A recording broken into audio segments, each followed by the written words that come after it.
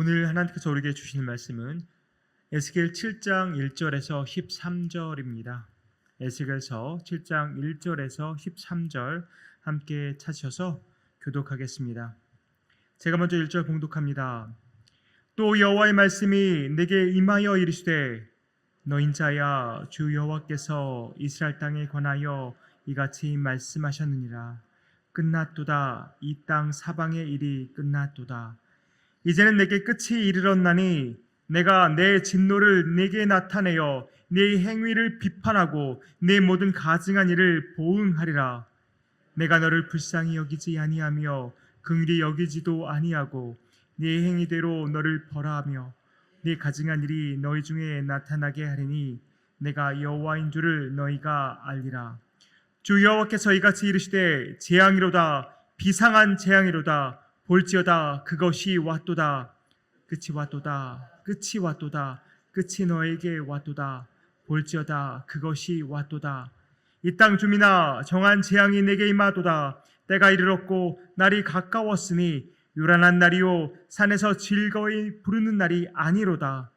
이제 내가 속히 분을 내게 쏟고 내 진노를 내게 이루어서 네 행위대로 너를 심판하여 네 모든 가증한 일을 내 보응하되 내가 너를 불쌍히 여기지 아니하며 긍휼히 여기지도 아니하고 네 행위대로 너를 벌하여 너의 가증한 일이 너희 중에 나타나게 하리니 나 여호와가 때리는 이임을 내가 알리라.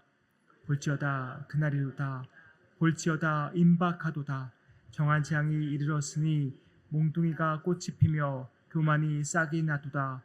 포악이 일어나서 죄악의 몽둥이가 되었은즉 그들도 그 무리도 그 재물도 하나도 남지 아니하며 그 중에 아름다운 것도 없어지리로다.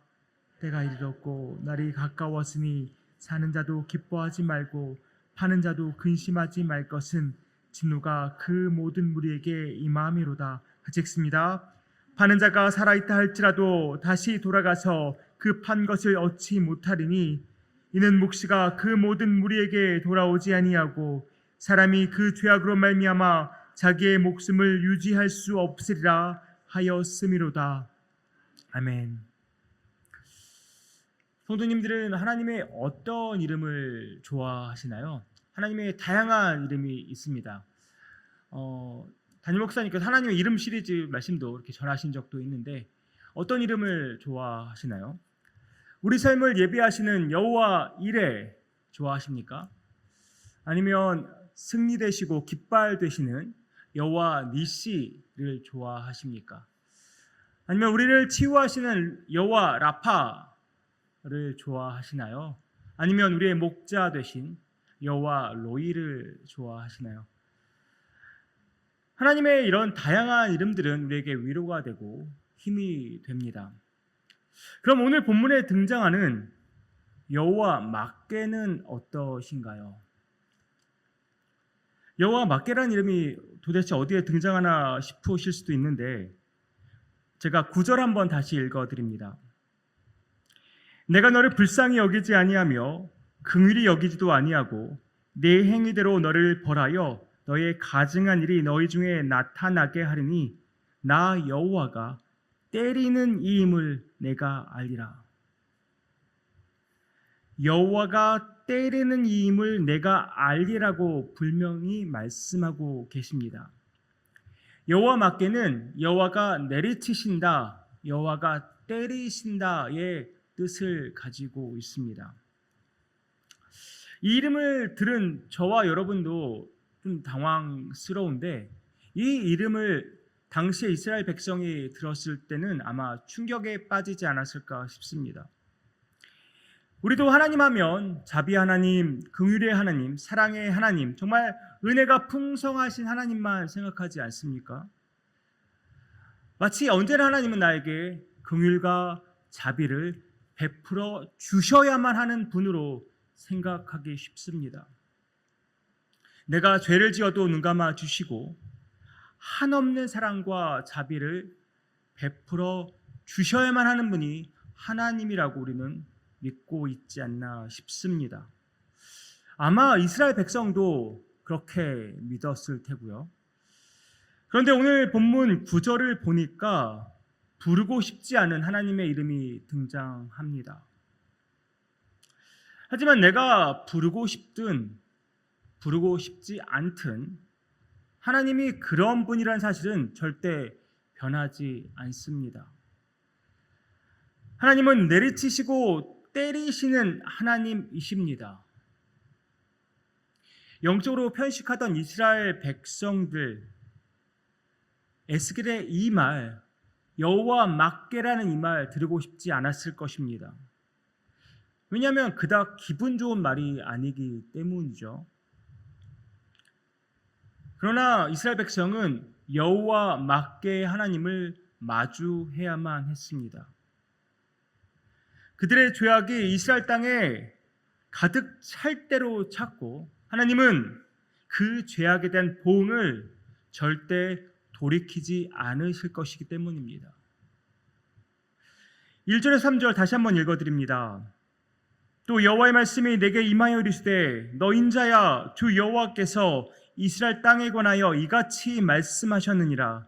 끝났도다. 이 땅 사방의 일이 끝났도다.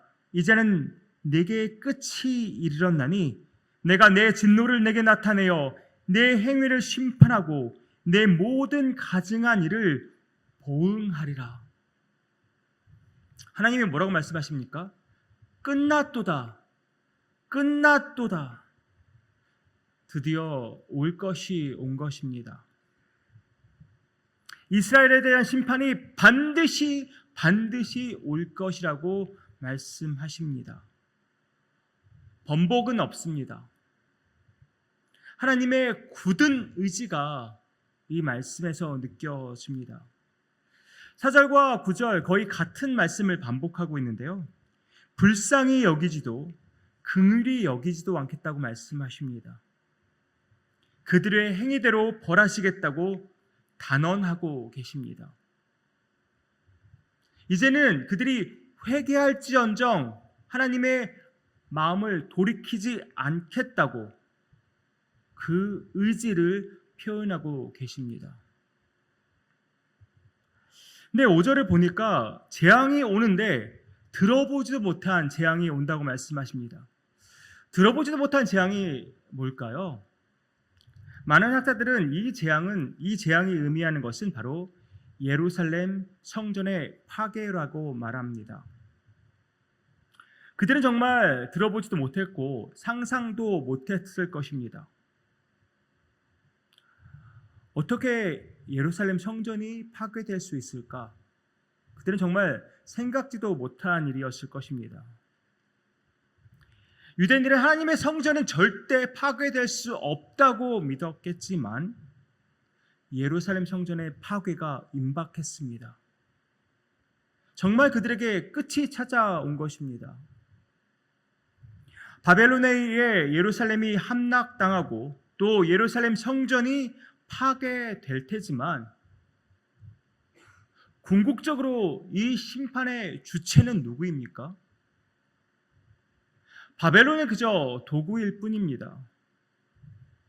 하나님이 바벨론을 통해 예루살렘을 함락하시고 바벨론을 통해 예루살렘 성전을 파괴하시는 것입니다. 따라서 이 심판의 주체는 하나님이십니다. 하나님 이렇게 죄값을 치르게 하시는 분이십니다. 그런 분이시기 때문에 예수가 달린 그 십자가에서 하나님의 공의를 나타내신 것입니다. 인간의 죄를 그냥 눈 감아 주신 것이 아닙니다. 인간들이 지은 죄를 그냥 없었던 것처럼 그냥 여겨주시는 것이 아니라는 말입니다. 만약 그랬다면 하나님이신 예수 그리스도께서 이 땅에 오실 이유가 없습니다. 정말 만약 그랬다면 예수 그리스도께서 인간의 모든 죄를 짊어지고 십자가에 달리실 필요가 없었습니다. 정말 그랬다면 예수께서 인간의 모든 죄값을 치르기 위해 피를 흘리시고 십자가에서 죽으실 필요가 없었습니다. 죄값을 치르지 않고는 구원에 이를 수 없기 때문에 공의의 하나님은 예수 그리스도를 십자가에서 죽게 하신 것입니다. 인간의 모든 죄값을 치르게 하기 위해서 예수 그리스도를 십자가에서 죽이신 것입니다. 이렇게 하나님은 죄를 증오하시는 분이십니다. 죄를 심각하게 여기시는 분이십니다. 물론 하나님도 예루살렘이 함락당하고 예루살렘 성전이 파괴될 때 그 마음 아프셨을 것입니다. 하지만 더 이상 그들의 죄악을 보고만 계실 수 없었습니다. 홍수로 세상을 심판하시고 또 소돔과 고모라 땅에 유황과 불을 내리시면서 심판하실 때에도 정말 그 마음 아프셨겠지만 죄를 간과하실 수는 없으셨던 것입니다. 하나님이 긍휼과 자비와 평강의 하나님이신 것도 참 진리이지만 죄인들을 치시고 때리시는 여호와 막개의 하나님이신 것도 참 진리입니다. 이 진리는 에스겔의 이 예언을 듣는 이스라엘 백성에게만 해당되는 것이 아니라 오늘을 살아가는 우리에게도 해당되는 말씀입니다. 하나님의 은혜로 우리는 구원받았습니다. 그렇죠? 우리는 모두 하나님의 은혜로 구원받은 사람들입니다. 그래서 우리는 천국에 갈 것입니다. 다 믿으시죠? 소리가 작은 거 보니까 약간 네, 다 믿으실 거라 믿고, 그런데 우리가 천국에 갈 것이 확정되었다고 해서 막 살아도 되겠습니까? 여전히 죄악에 물들어 살아도 되겠습니까? 구원받은 것이 확실하고 천국 갈 것이 확실하니까 내 마음대로 살아도 된다. 이것은 구원파와 같은 이단이나 다름이 없습니다. 물론 우리 안에 죄성이 남아있기 때문에 우리가 때때로 죄를 짓고 넘어지기도 합니다. 그런데 그 죄악에서 벗어나려 하지도 않고 회개하지도 않는다면 하나님은 반드시 그 죄를 물으실 것입니다. 죄를 돌이킬 줄 모른다면 여호와 막개의 하나님이 우리를 치실 것입니다. 우리를 징계하실 거란 말씀입니다.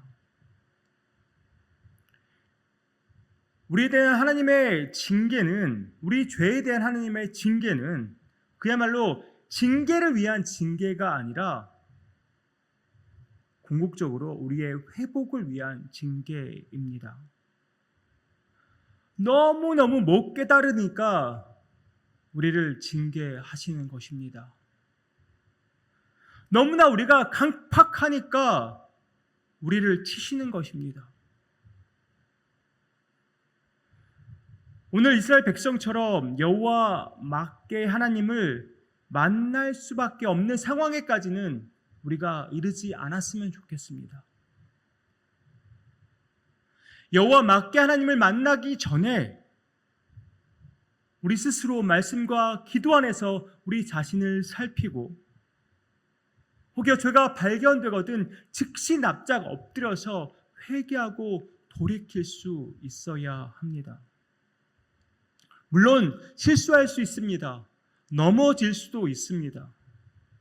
그러나 우리는 바로 그때에 회개하고 돌이켜야 합니다. 예수의 값비싼 보혈로 구원받은 우리입니다. 그런데 우리가 구원받은 자답지 못한 삶을 살아서 하나님의 그 놀라운 은혜를 값싼 은혜로 전락시키는 일이 절대 없어야 합니다. 사랑하는 성도님들, 오늘도 우리 자신을 말씀과 기도 안에서 살피는 하루 되기 원합니다. 그 말씀과 기도 안에서 우리의 죄가 발견되거든 여호와 맞게 하나님을 만나기 전에 우리 스스로 자복하고 회개하고 돌이킬 수 있는 우리 되기 원합니다. 우리를 의인으로 삼아 주신 하나님의 은혜를 생각하면서 구원받은 자답게 의인답게 오늘도 또한 주님 다시 오시는 그때까지 거룩한 삶을 이루어 나가는 저와 여러분 되기를 주님의 이름으로 축복합니다. 기도하겠습니다. 아버지 하나님, 여호와 맞게 하나님을 우리가 바라봅니다. 죄를 증오하시고 죄를 심판하시는 공의의 하나님을 우리가 바라봅니다. 아버지 하나님, 우리가 하나님을 오해하지 않길 원합니다. 우리 마음대로 하나님을 정하고 그렇게 믿는 그런 편협한 신앙인 되지 않기를 원합니다. 말씀 안에서 언제나 우리 자신을 살펴보고 또한 주의 말씀 가운데 우리가 살아가고 있는지 여전히 죄 가운데 살아가고 있는 것은 아닌지 늘 점검하고 우리 죄가 발견되거든 즉시 주님 앞에 엎드려 회개하는 거룩한 백성 되기 원합니다. 주님, 우리의 생각을 주장하여 주시고 우리의 마음을 주장하여 주시고 우리의 삶을 주장하여 주시옵소서. 이 모든 말씀 예수 그리스도의 이름으로 기도하옵나이다. 아멘.